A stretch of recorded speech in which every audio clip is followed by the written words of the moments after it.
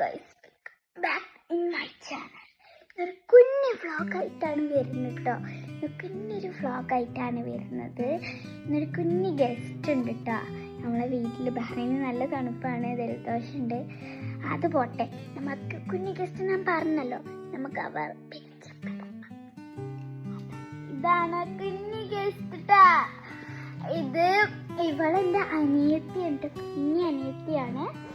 എനിക്കൊരു അനിയനുണ്ട്, ഇവളും കൂടി ആയപ്പോൾ എനിക്ക് അനിയത്തി വേണമെന്ന് നല്ല സന്തോഷം ഉണ്ടായിരുന്നു കേട്ടോ.